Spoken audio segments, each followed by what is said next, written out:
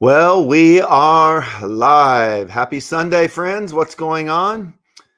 Bobby here, and stoked to be able to walk with you through the scriptures this morning as we come to Ruth chapter 2. Excuse me. I hope you guys are doing good with all that's been going on with the quarantine. I know it's been an interesting time for our world, and that's why I believe the book of Ruth can offer us so much guidance through a difficult time.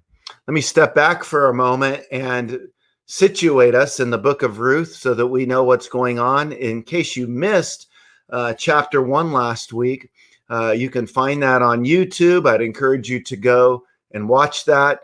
And if you enjoy this study, please be sure, if you would, to help get the word out by sharing, liking, and subscribing to our channel and letting others know that there's an opportunity for them to learn what's happening here. If this goes well, where we're teaching the book of Ruth, it's something that we're open to continuing in our expository teaching series. The book of Ruth was set in the time of Judges. The last verse of the book of Judges says that it was a time where everyone did what was evil in their eyes. Now, that is a rough statement when you think about that, because what we are to understand is people weren't considering God. God was not at the center of his people's heart, but rather they were doing what was right in their own eyes because they wanted to be like their surrounding cultures. And that is always a temptation of God's people. And so you had various judges who were ruling, but even some of the judges were debauched in their behavior. You think about somebody like Samson, for example. He ends well, but he struggled as a hedonist, trying to control his appetites. And so Samson was a good picture of how a lot of people were. They were chasing after their fleshly appetites. But then you turn to the book of Ruth and you come to this little 4-chapter gem situated in the time of the Judges, where things are rough, where things aren't going well, where God's people have, in a sense, forsaken God. And a famine ends up coming to the land of Bethlehem. Bethlehem means house of bread. And this is where Naomi is situated. And I said last week that instead of calling it the book of Ruth, you could really call it the book of Naomi, because this is a book about how God uses a Moabite woman by the name of Ruth to help restore Naomi's faith in God. What happened to Naomi? Well, once the famine hit Bethlehem, which means the house of bread, they had to leave the house of bread and they had to go to Moab. Now, Moab was Israel's enemy. In fact, they were oppressed by the Moabites for quite some time. And when they left, it was Naomi with Elimelech, her husband, and her 2 sons, Mahlon and Chilion. As I said last week, their names mean sickly and puny. And we talked about how some names to give to your kids. Hey, meet sickly and meet my other child. This is puny. And this is what's happened here. Well, sickly, puny, or Mahlon and Chilion, and Elimelech, her husband, they all die. And now she's in Moab with her 2 daughters-in-laws, Orpah and Ruth, who were married to sickly and puny. And Orpah and Ruth were exhorted by Naomi when Naomi heard that there was bread back in the land of Bethlehem after 10 years. She exhorted them, stay put. And it was Ruth who said, hey, where you go, I will go. Your God will be my God. Your people will be my people. And Ruth attends Naomi going back to Bethlehem. And when Naomi arrives, her people there think, is this Naomi? And she says, do not call me Naomi, but call me Mara. Then her name Naomi is bitter, or her name Naomi means pleasant, and Mara means bitter. So she says, don't call me pleasant, call me bitter. For I went away full, now I come back empty. And now the rest of this narrative is going to help us to see how she can be full again. But here's something that we have to remember. You're going to see Naomi's heart get a flicker of light again in chapter 2, where we now turn. But what's interesting is when you juxtapose Naomi with Ruth. Ruth was a Moabitess who was a worshiper of the god Chemosh. And yet Naomi worshiped Yahweh. But when things didn't go well, what did she do? She pushed those away that she needed the most. She blamed God. She got bitter. She got disillusioned. And Ruth, even though she lost her husband and her father-in-law and was a worshiper of Chemosh, she places her faith in Yahweh, and now she, as this new convert, is going to show what true faith looks like to Naomi, that God is worthy to be worshiped regardless of the circumstances. Naomi had a conditional relationship with God, whereby she would worship him, bring him glory when things were going good, but when things were going bad, she thought that God was out to get her. She ended up having massive resentment and bitterness in her heart. And I think for all of us, we can relate to being more like Naomi than we can being like Ruth. When times are difficult, we tend to think, well, what's God trying to do? He's just trying to blow up our life. He's just trying to mess us up. And there's something that pleases him when we can figure out a way to still remember his great attributes, his goodness, and his promise to care for us, even in times of difficulty. And Naomi's faith is going to be restored through the heroic faith of Ruth.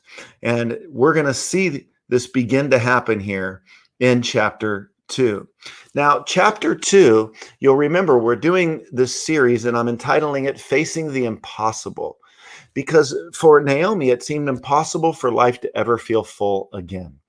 Having lost her husband, having lost her kids, having for 10 years lost her people and her homeland in Bethlehem, being in a strange land, a land of enemies to Israel in Moab.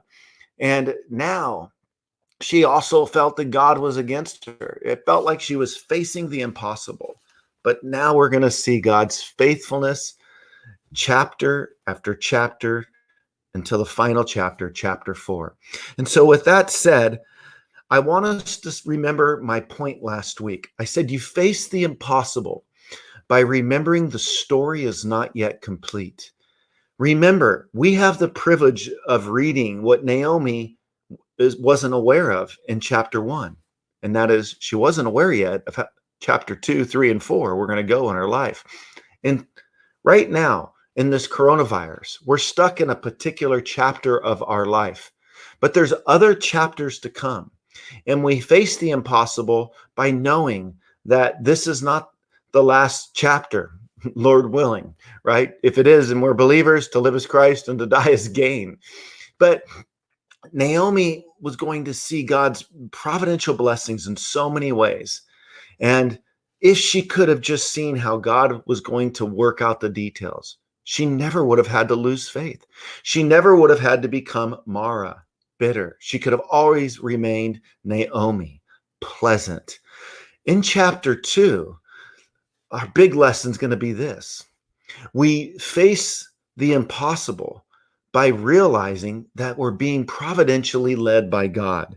And so, since we're being led by providence as believers, I want to invite us with that nugget before us to turn to chapter 2, and let's delve in now that we have recapped and have ourselves situated in the context. So they're back in Bethlehem. She's there with Ruth. She no longer has her husband. She no longer has her kids. She no longer has her other daughter-in-law, Orpah, and she's just arrived back in her homeland. Well, she left because there wasn't bread, but she had her family. But now she returns, and there is bread in Bethlehem, the house of bread, but she has no family. She's got Ruth, who's new to Bethlehem. And now let's take a look. Pick up with me, if you will, in chapter 2, in verse 1. It says, Naomi had a relative of her husbands, a worthy man of the clan of Elimelech, whose name was Boaz. And Ruth the Moabite said to Naomi, let me go to the field and glean among the ears of grain after him, in whose sight I shall find favor. And she said to her, go, my daughter. Now, perhaps Ruth was aware of Deuteronomy chapter 24, verse 19. Now, let's remember where we're situated. Okay, you have Genesis, Exodus, Leviticus, Numbers, Deuteronomy in order. That is the Pentateuch, that is the Torah, that is the law, those first 5 books. Then you have Joshua and he goes in and he goes into basically the promised land after the Jordan River is parted, and takes out many of the Canaanites. And that is Joshua. After Joshua passes away, you're in the time of the judges, and then Ruth follows. And Ruth is in the time of judges. So the law has already been set up in place. And here is Deuteronomy 24:19. When you are harvesting your crops and forget to bring in a bundle of grain from your field, don't go back to get it. Leave it for the foreigners, orphans, and widows. Then the Lord your God will bless you in all you do. What God was saying in Deuteronomy through Mosaic leadership here, Moses, is there are many people in this world that have plenty. And it is their responsibility to remember there are those that don't. And those that have plenty, to make sure that they realize their resources are not their own. That they're to take their tithes, they're to take their first fruits, they're to take their offerings, and they're to help others out with it. And Ruth, a Moabite, turned a Yahwehist, might have been familiar with this and says, hey, let me go out and glean in the fields. Because the law says that people are to leave, some of the crops, and they're supposed to leave some along the way, along the fringes, along the perimeters of their harvest fields, so that I might go out and glean. So they're back in Bethlehem and they need to collect some food. They're starving. Remember, there's no Harris Teeter, there's no Safeway, there's no Albertsons. You can't go to Costco and get bulk food. And they're poor. And it's hard for women to get employment, especially in that day. And so now they're back in Bethlehem, but what are they going to do? Well, Naomi's older, and Ruth offers to go out and find them something to eat. And she goes out to get some food and hoping that people will be kind enough to share from their abundance and to not hold on to everything for themselves. And so what ends up happening is they go out and they collect, and that was how the orphans, and that was how the widows, and that was how foreigners, and that was how others could live and get their means. It was the same way even in the priesthood, how you would see that they would get the first, they would take the offerings and they would get some of the fats, and that's how they would eat, as they would provide priestly service to those who were in need of worship, which was all of God's community. But as people were faithful to bring, everybody was cared for. And so she's getting ready to go out and she gets the blessing of Naomi. Yes, go do this. So let's kind of see the favor that she would get. Now, remember, they're living in the time where everyone does what's right in their own eyes. So the fact that she's going to go out, they got to say their prayers. God, please open up some doors, because we're living in a time where people aren't generous. We're living in a time where people hold on. We're living in a time where people might not share. We're living in a time where people are more concerned about their own interests, about their own appetites, about their own desires. And so that's this time that she's living in, right? Where everyone does what's right in their own eyes. And so without a male provider, right? Naomi's lost Elimelech. Ruth's lost her husband.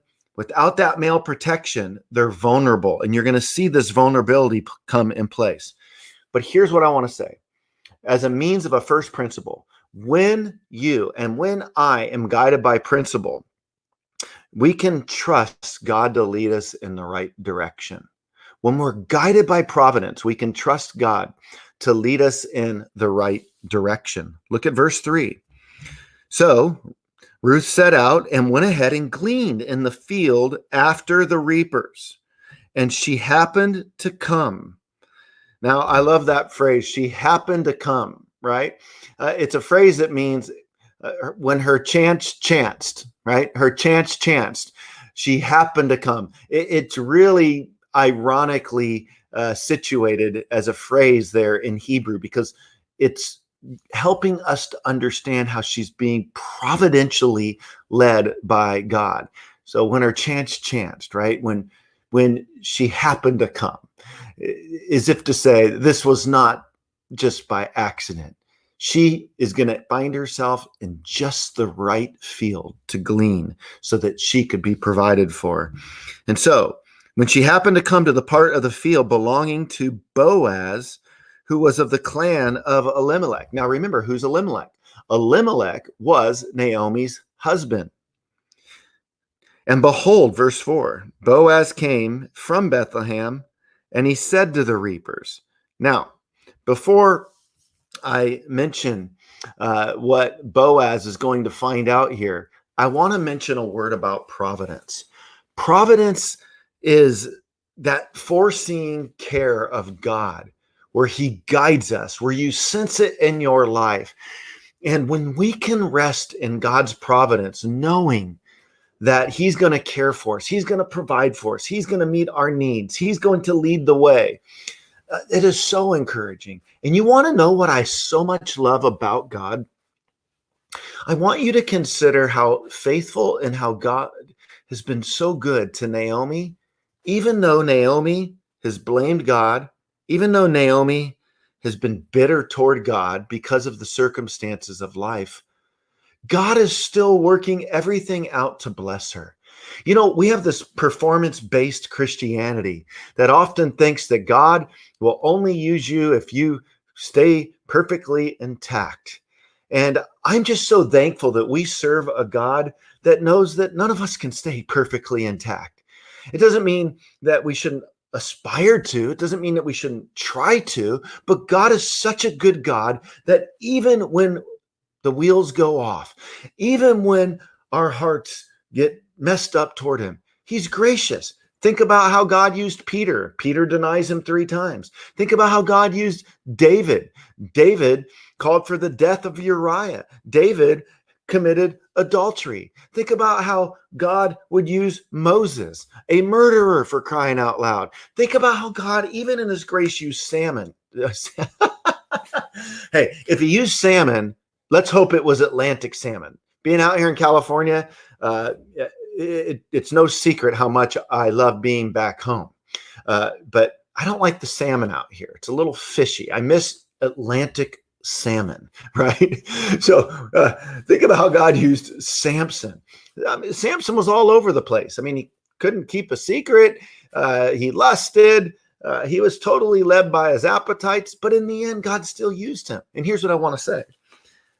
Being led by God's providence doesn't mean we have to be perfect. No, God in his grace is capable of leading us providentially, even through our imperfections. There will be those in the church that you'll hear their message that when you mess up and you show your flaws, that God is through with you, that God's not going to be able to use you anymore, that God is done. Well, Naomi was bitter. Naomi was empty. Naomi was being encouraged, for crying out loud, by a pagan named who? Ruth, a Moabite. And God was using it all to providentially put Naomi's life back together. That's just the kind of God we serve. That's the kind of God that I love. It's His kindness that leads us to repentance. And when all is said and done, it's not the motivation power of wanting to repent because we feel like we have to be perfect lest we're going to be smitten by God, but rather it's the fact that He loves us through our flaws and imperfections that makes us want to respond with a glad gratitude and to follow Him. And so, providential care, where are you at right now? Have you lost your job? Is your bank account completely flushed out? Are you struggling at home with wanting some quarantine from your spouse? Are you wanting the president to come on and say, you know what, I'm calling for a quarantine from your family? Are you cooped up? Are you feeling like a volcano waiting to erupt in your own home? What's going on? I hope that these verses today will relax your heart, will assuage your fears, will calm your anxieties, will bring peace to you in the midst of the storm as you consider that you and I are being providentially led by God, even in the midst of our imperfections. This is the kind of God that we serve, a providential God. When I was younger, I was praying for God to make it clear to me if I was supposed to go to Arkansas. I had recently gotten clean the first time. This was in 1994. And I had a few months, I probably had about a year and a half of sobriety under my belt at this time. Heather and I had been dating.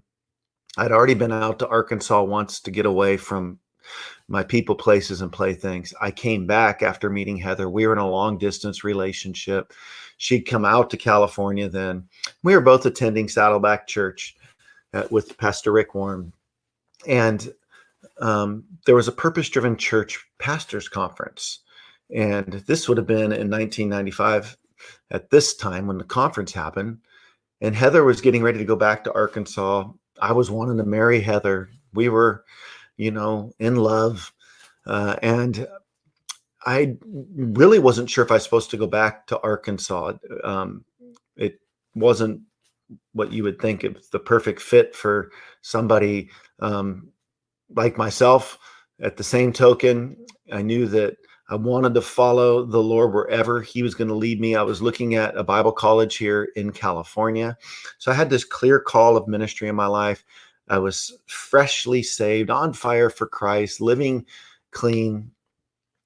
And I remember crying out in my truck at about 9 o'clock in the morning. Had a Ford Ranger, this black pickup truck, gray interior, little stick shift. And I was off on this side road. And the Purpose-Driven Church Pastors Conference was going to be starting in the afternoon. And there were 2,000 pastors from all over the world that were going to be there. But Heather and I thought, we want to be in the ministry someday. Let's show up at this conference. And so I'm literally feeling a lot of pressure. Like, God, do I stay here in California or do I go to Arkansas to this Bible college? Now, I didn't know how to pick a Bible college. The name of this Bible college is called Central Baptist College. And if you could see where I ended up at this Baptist Bible college, about 300 people, I mean, like, you couldn't have put a more of a misfit than me showing up with my high top Vans and my board shorts. And it was just comical, right? Like my California lingo, dude, bro, stoked, what's up? And showing up and everything's formal at this Bible college. And, you're having to read the Bible in King James in some of your classes. It was kind of weird, actually. I felt like I was in a serious culture shock. Nevertheless, not knowing how to pick a Bible college, haven't been a Christian long, I said, God, if you want me to go to Central Baptist College, I beg you to make this clear to me. I need your providential guidance. I need to know if you're in this. And crying out to him, literally. Well, a few hours later, Heather and I go to this conference at Saddleback Church. Again, 2,000 pastors from all over the world. Remember, I'm asking God to guide me. I felt like, I don't know how to make this decision. It's beyond me, God. This is too big. Make it clear. So envision 2,000 people worshiping at Saddleback Church. The worship leader says, all right, everybody, shake hands with the person next to you. I'm in the middle. Heather's on my left. And this other man's on my right. His name was Kirk. And he had a name badge on it, said from Redwood, Texas. And I shook Kurt's hand and talked to him for a moment. I introduced him to Heather. Kirk picked up on Heather's accent. And he said to her, where are you from? And she said, oh, I'm from Arkansas. Now, Kirk, with the Redwood, Texas badge on, said, oh, I used to live in Arkansas. He says, in fact, I lived in a little tiny town called Conway, Arkansas. You probably never heard of it. there was a little tiny Bible college that I went there, had about 50 people. It was called Central Baptist College. Now I'm in Southern California. I had just been praying a few hours ago. There's 2,000 people in this conference, and it's because Kirk picks up on the accent of Heather, and this whole story unfolds. And I knew in that moment I was being providentially guided, and I needed to move to Arkansas. And I would go out to Arkansas and get married and go to the Bible college, graduate from there. Haley was born at the tail end. Pretty cool. I've had many stories like that I could share, that I don't know how to explain that I was perfectly situated right next to somebody. His name badge didn't even say Texas. Isn't that cool? Well, maybe you could think of things that God has done in your life in that way. Well, when you faithfully follow forward, in spite of the circumstances, God will lead you in the right direction. And even when you fumble forward, if your heart's desire deep down is to truly follow him, God has a way of working things out in and through us. So when you are guided by providence, God will lead you in the right direction. Not only that, when you're providentially guided, God will open up key relational opportunities for you. Let's look at verse 4. And behold, Boaz came from Bethlehem, and he said to the reapers, "The Lord be with you." And they answered, "The Lord bless you." So it's just kind of like they're bumping into each other. And Boaz was like, "Hey, God bless you, bro." And then they're like, "Hey, back at you, bro. God bless you too, Boaz." And so that's kind of what's going on. They're giving each other bro blessings. Boaz, who was of the clan, verse 5. Then Boaz said to his young man, who was in charge of the reapers, "Whose young woman is this?" Right? Now, I said, when you are guided by God's providence, he'll lead you in the right direction. And how do we see this? Because Ruth is in the right field, just as I was in the right seat at the right time to be led by providence to move to Arkansas. And I said, he'll open up key relational opportunities for you when you're being guided by providence. Well, what does that look like? It means that the right people will take notice of you. And that's Boaz. He inquires, verse 5. Then Boaz said to his young man who was in charge of the reapers, "Whose young woman is this?" And the servants who was in charge of the reapers answered, "She is the young Moabite woman who came back from Naomi from the country of Moab." Now, verse 7, she said, "Please let me glean and gather among the sheaves after the reapers." So she came, and she has continued from early morning until now, except for a short rest. And so, perhaps she's just been working hard, getting as much food as she could possibly get. And so Boaz providentially shows up at the right time, and he inquires about Ruth. Who is this young woman? And Ruth had enough time before he showed up to show her great work ethic to Boaz's workers and explain who she was, the workers could, to Boaz. And so what does it look like to have opportunities opened up for us when we're being providentially led by God? The right people will take notice of you. Not only that, the right people will take action for you. It's bigger than, noticing somebody. They take action. They help. They want to help you out. They want to see this need. And so what you're going to see right now is Boaz saw a need, that Ruth was somebody in need. And what happened is Boaz, whose name means just a man of valor, he wanted with integrity to show God's favor upon her, because she had shown her favor upon Naomi. And you're going to see the law of the harvest. You reap what you sow right here. And as I've mentioned, sometimes we reap when we don't even sow, because that's really what grace is. We reap salvation, though we didn't sow our salvation. We didn't earn our salvation. And so the right people will take action. Verse 8, then Boaz said to Ruth, now listen, my daughter, do not go to glean in another field or leave this one, but keep close to my young woman. Well, that's favor right there. He's saying, don't go out and glean in another feeling. So what does he do? First, he calls her my daughter. In other words, she's younger. Then he says, what? Don't go to another field to glean. He gives her a job. He lets her know that she's going to be provided for.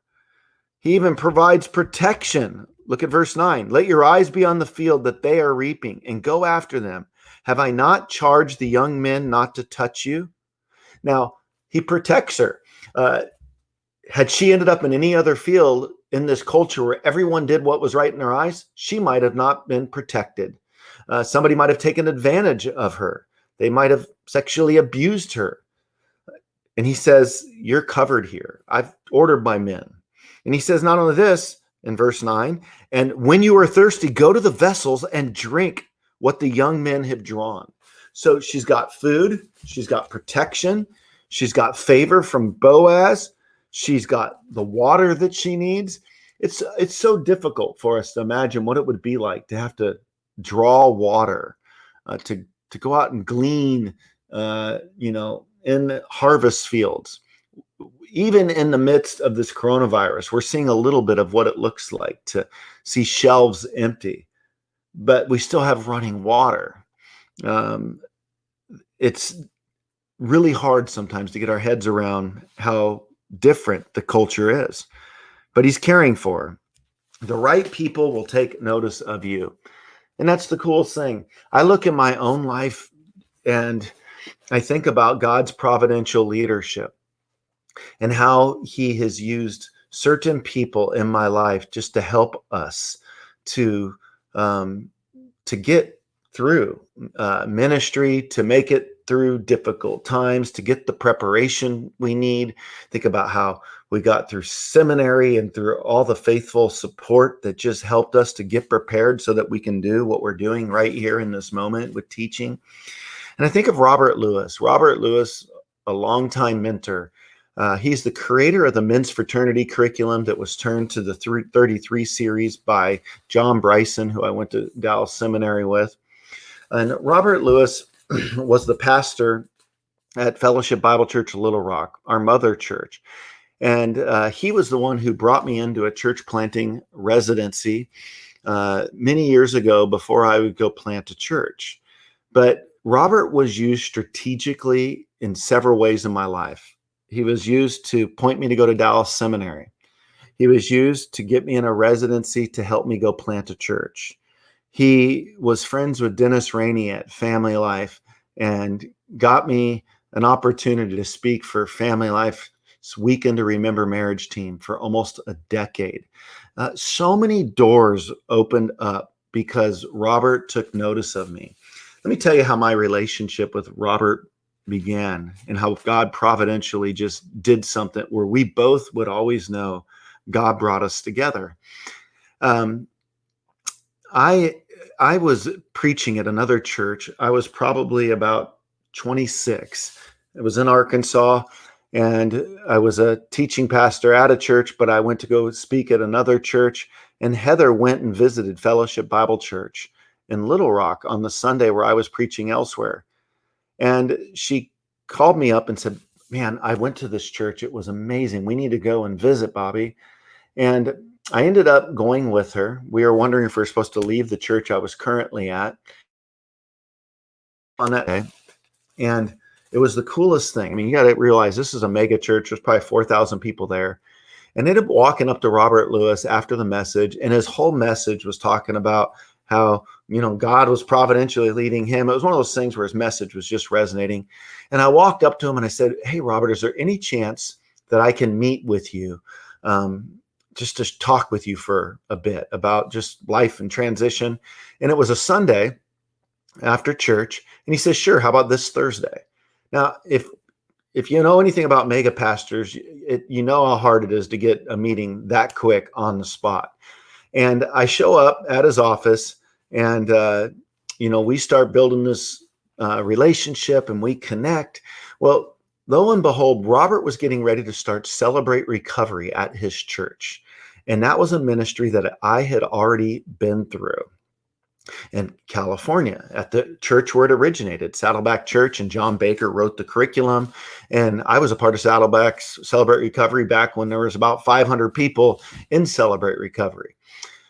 And I got the privilege when I was a kid to share my testimony after I got clean and sober. John Baker had asked me to share, and I shared my story before 500 people or so at Celebrate Recovery, and they recorded the message. Well, Robert Lewis sent somebody from Arkansas to go out to Saddleback, to go to Celebrate Recovery, and to just check it out because they wanted to start it in Little Rock at Fellowship Bible. Well, the guy happened to pick up some tapes of some previous testimonies that were shared, and he happened to pick up Bobby Conway's testimony. And while he's flying back home to Arkansas, this guy's listening to my story on a tape cassette. And he gets back to Arkansas and he tells Robert Lewis, hey, there's this guy living in Conway, Arkansas, right down the street. His name's Bobby Conway. And he used to go to Saddleback. He was a part of Celebrate Recovery. We need to talk to him. Well, that guy shares that story with Robert Lewis. And then who shortly after shows up on a Sunday morning to listen to Robert Lewis and comes down to the front to say, hey, can we meet? Me. And so Robert ended up inviting me over to his house to talk about Celebrate Recovery. And lo and behold, he took notice of me. You see how crazy God can work in circumstances? I love that. I love how he providentially opens up doors. I wish I could just sit with you for a long time right here and just give you several more of those types of stories of God's faithfulness working in my life. And I wish I could hear your stories of this as well, because it encourages us to realize that there is a God who's at work. Well, when you're providentially led, I said that God will lead you in the right direction. I said that God will open up key relational opportunities for you where the right people will notice you, and the right people will do more than notice. They'll take action. They'll do something. They'll help you. And I said that when you're being providentially led by God, God will wow you, or I'm about to say that God will wow you with his sense of favor. In verse 10, let's pick up in the story. Then she fell on her face, right? After Boaz was going to protect her, provide for her, bowing to the ground, and said to him, why have I found favor in your eyes that you should take notice of me since I am a foreigner, right? So Boaz, what does this tell us about Boaz? Well, it means that he didn't look at her with prejudice, right? He graciously looks at her. She finds favor. And I love that. She has a humble response. She's blown away by his provision. She can hardly believe what has been done. It blows her away. I think about when we stepped out and moved to California, Heather and I, and this person that went to Life Fellowship, we hardly even knew, but on a first name basis.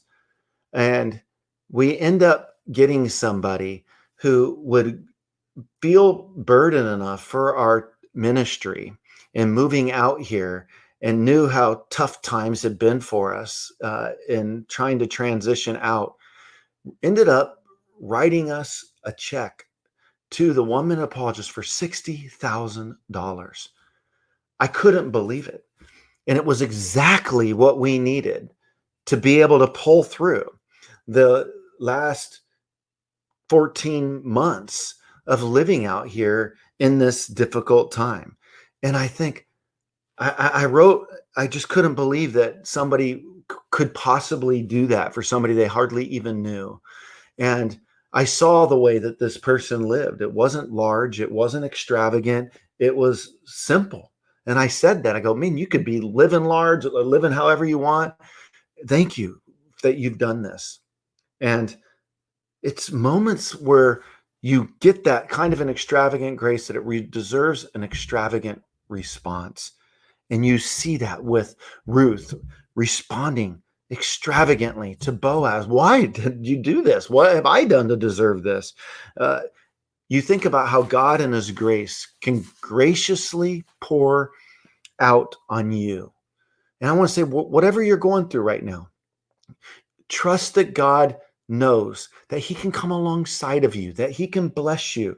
If you've lost your job, know that he can bring others alongside to provide. If you feel like the future looks bleak, hang in there. Just as fast as this life turned to the south, it can turn to the north point again. So hang in there and trust the Lord and know that he will lead.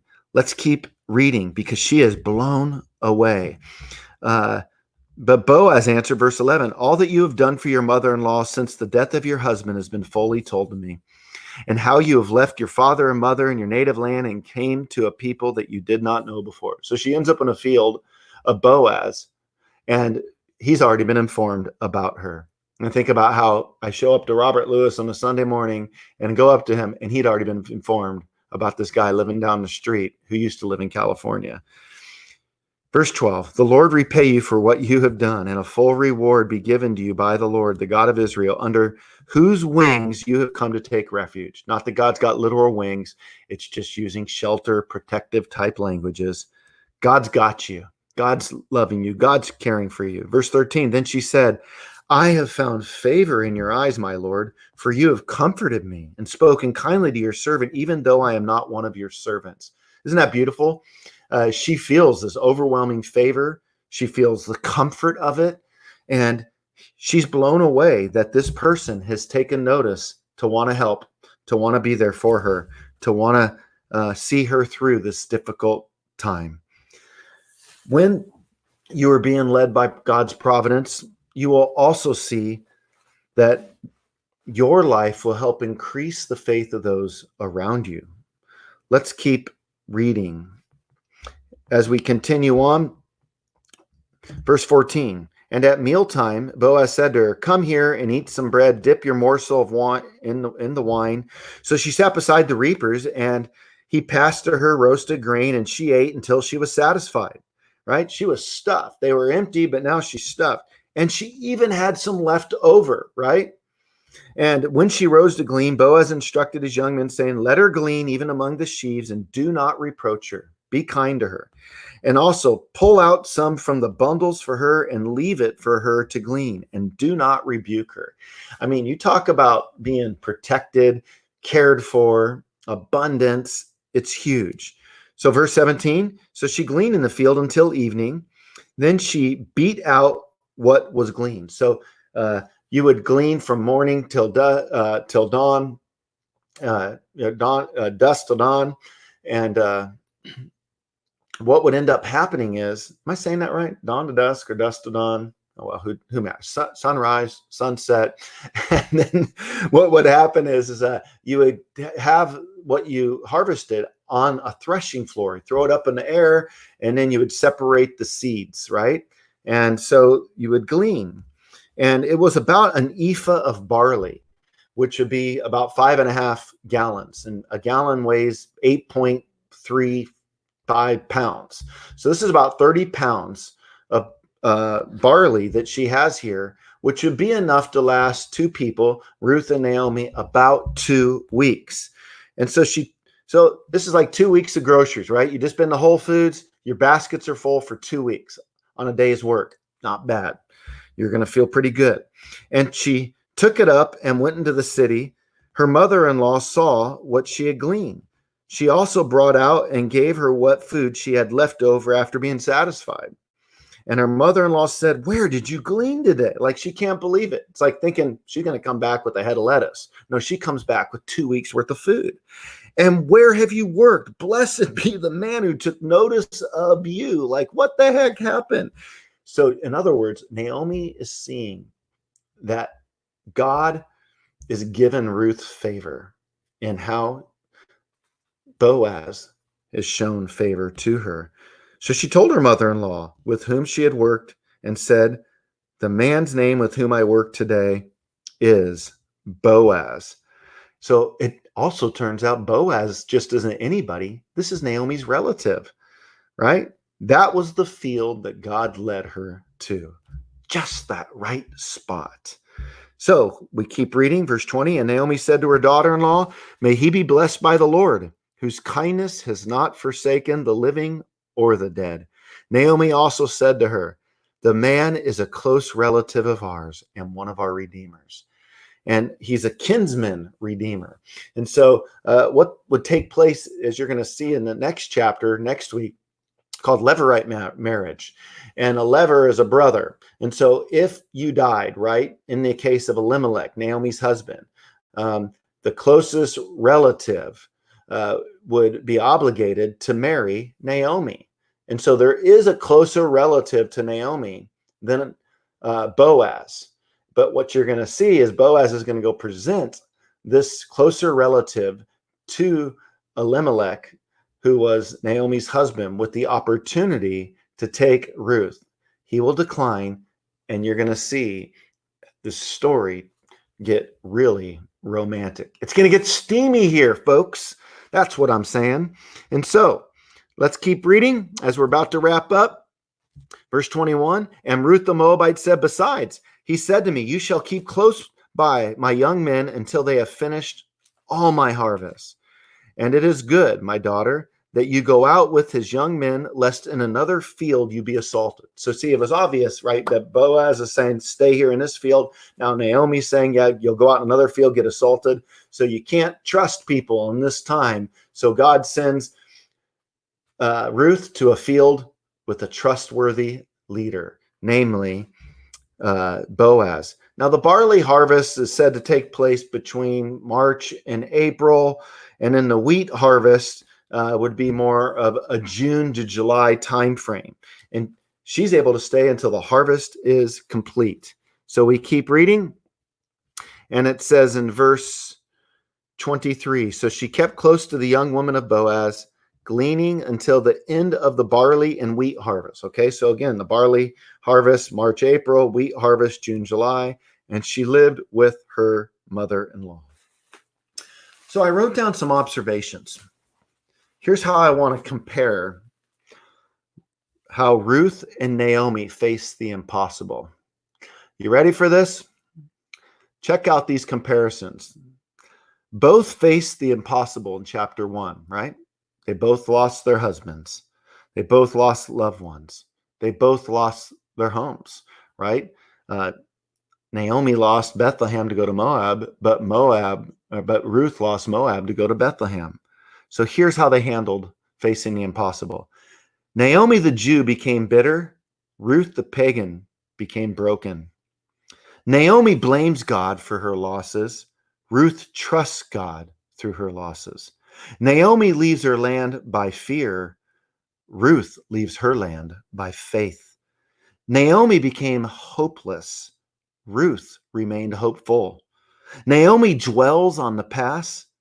Ruth delighted in the future. Naomi leaves her land and experiences trials. Ruth leaves her land and experiences blessing. Naomi became empty. Ruth became full. Naomi remained inactive through her pain. Ruth took action through her pain. Naomi ends up being brought up by Ruth. Ruth refused to be brought down by Naomi. Naomi blesses God when things get good again. Ruth blesses God when things are at their worst. Ruth was used by God to restore the faith of Naomi. How God took a pagan Moabitess woman to restore Naomi's faith. Sometimes it's the unreached that reach us and touch us in such a way to remind us to get our life back on track. Here's one more comparison. Naomi lost hope in her God Yahweh, and Ruth lost hope in her God Chemosh, yet gained hope in the one true God, Yahweh. See why this story is important today? How to respond in seasons of difficulty and seasons of poverty, of seizing how God can bring providence and people alongside of us to put our life back together. Let's trust the Lord right now. Father, I pray that you'll fill everybody listening with your spirit and use Ruth chapter 2 to encourage us all on principles on how to face the impossible. As in chapter 1, we face the impossible by remembering that the story's not yet complete. And in chapter 2, we face the impossible by remembering that we are being providentially guided by you. May these words encourage us. In Jesus' name, amen. Well, I'm happy to stick on the line. That's the end of the message. If you have any questions about Ruth chapter 2, it's not every day that you just get to sit and hang out with your pastor right after a message or in dialogue about stuff. But this is the benefit of social media. It's hard to do that on a Sunday morning, right? But we can do that now. So if you have any questions, feel free to post them. If not, then we will be done here. So I'm going to invite Tim, our executive producer at Woman Apologist, to come on with me. What's up, T-Bone? Hello, everybody. How you doing, man? I'm doing great, man. Awesome message. Really appreciate it. It was really good chat going on. We had some folks from UK tune in, so that's good. Hello, everybody from all over the world, basically. I haven't seen any questions that have come in. Lots of people, lots of encouraging stories. People really liked your story about heading to Saddleback and getting a chance to connect with the gentleman next to you. So that was good. Awesome. Well, we'll give it a minute for if anybody wants questions, and you can ask questions about anything, coronavirus or I don't really care. Just throw questions in. That's what if you're not familiar, I do a call-in radio program called Pastor's Perspective. It used to be called To Every Man an Answer. And so people just call up on the phone and just put you on the spot, and you're just doing Q&A with people. So happy to stick on for a few minutes here if you got any questions. If not, again, we will just free up the conversation and let you guys go. But I hope you'll join us next week. And when you see the link, if you've been encouraged by this message, please let others know to join us next week. There was a cool story. Someone said that they took their dog for a walk and happened to find $105 on the floor. And they were really blessed by that. So Kevin Drake Fitness, that's a really cool story. Thanks for sharing that.